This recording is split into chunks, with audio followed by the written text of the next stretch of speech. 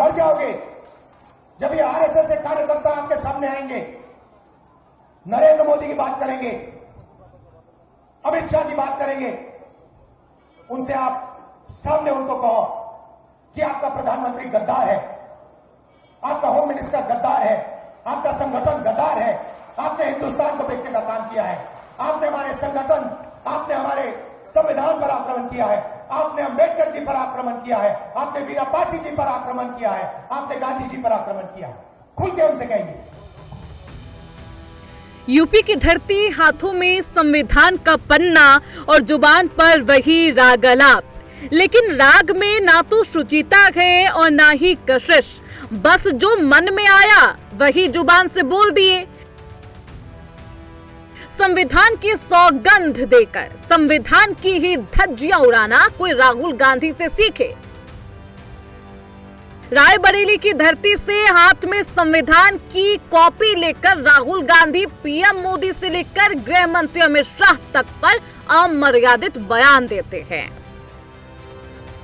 उनसे आप सामने उनको कहो कि आपका प्रधानमंत्री गद्दार है, आपका होम मिनिस्टर गद्दार है, आपका संगठन गद्दार है, आपने हिंदुस्तान को बेचने का काम किया है, आपने हमारे संगठन, आपने हमारे संविधान पर आक्रमण किया है, आपने अंबेडकर जी पर आक्रमण किया है, आपने वीरा पासी जी पर आक्रमण किया है, आपने गांधी जी पर आक्रमण किया है।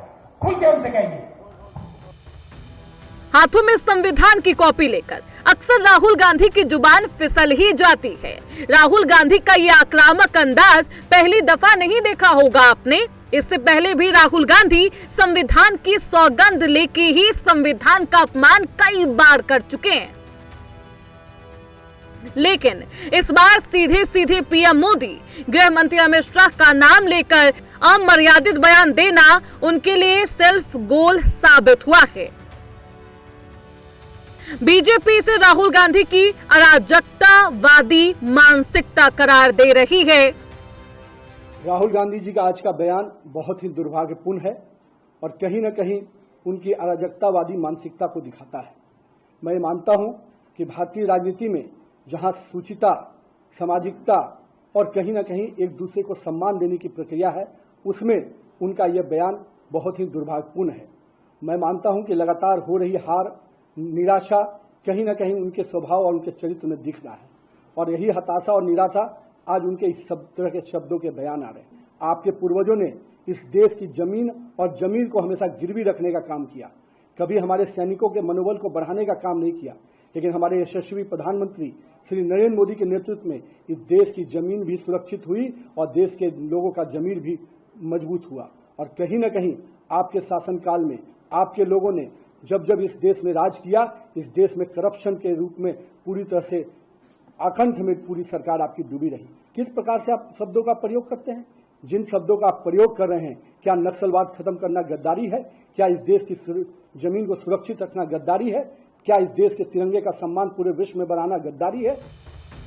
दरअसल यूपी में अगले साल विधानसभा चुनाव है और राहुल गांधी चुनाव की तैयारियों में लगे हैं।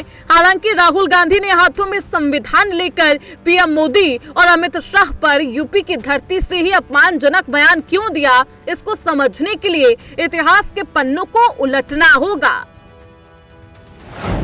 साल 2024 के लोकसभा चुनाव में संविधान बदलने के नैरेटिव एक चलाए गए थे। चुनाव नतीजों में यूपी में इस नैरेटिव का खासा असर देखने को मिला। यूपी में कांग्रेस और सपा गठबंधन को आश्चर्यजनक बढ़त मिली। कांग्रेस ने 6 लोकसभा सीट तो सपा ने 37 लोकसभा सीट अपने नाम की। अब यूपी में अगले साल फिर से विधानसभा चुनाव है। सपा और कांग्रेस पहले से ही यूपी चुनाव में साथ में मिलकर हुंकार भर रही है। ऐसे में लोकसभा चुनाव के नतीजों से उत्साहित राहुल गांधी फिर वही पुराने नैरेटिव को ही धार देने में लगे हैं। वो यूपी चुनाव से पहले फिर से संविधान के मुद्दों को सियासत के सेंटर में लाने की कोशिश कर रहे हैं। हालांकि इस बार उनका ये दांव काम नहीं करेगा, इसको लेकर सियासी गलियारों में संदेह है। पीएम मोदी के अपमान को बीजेपी ने उस समाज के अपमान से भी जोड़कर देखा है जिस वोट बैंक की लालसा में राहुल गांधी अनगरल प्रलाप कर रहे हैं। वो कहते हैं मोहब्बत की दुकान पर है गाली गलौज, अपमान, नफरत के भाईजान। जिस प्रकार की भाषा राहुल गांधी ने ओबीसी समाज से, गरीब समाज से आने वाले प्रधानमंत्री के लिए की है, उनको गद्दार कहना, ये दिखाता है उनके संस्कार किस प्रकार के। और कांग्रेस ये इस प्रकार की भाषा पीएम के लिए इस्तेमाल करे, इसमें कोई हैरानी की बात नहीं। 150 गालियां दी है उन्होंने तो प्रधानमंत्री मोदी जी की माता जी को बिहार चुनाव में गाली दी। यही राहुल गांधी ने कहा कि लाठी डंडे से मोदी जी को मारेंगे। कांग्रेस के नेताओं ने बोला कब्र खुदेगी मोदी की।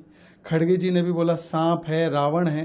तो ये बार बार, क्योंकि पीएम ओबीसी समाज से है, वो गरीब समाज से आते, तो उनको गाली देने का कार्य करते हैं और ये उनकी मानसिकता को भी दर्शाता है। जहाँ तक गद्दारी की बात है तो राहुल गांधी जी, आप अपने परिवार का इतिहास देख लो। हर क्षण और हर मोमेंट में गद्दारी करने का काम किसने किया है? अक्साई चीन देकर, पीओके देकर, 71 में मौका था तो पीओके न लेकर, और 26/11 के बाद पाकिस्तान पर कोई हमला न करके, मुझे लगता है कि देश को समझ में। जब तक मामला चुनावी मुद्दों और नैरेटिव तक सिमटा रहता है, सियासी संभावनाएं जिंदा रहती है।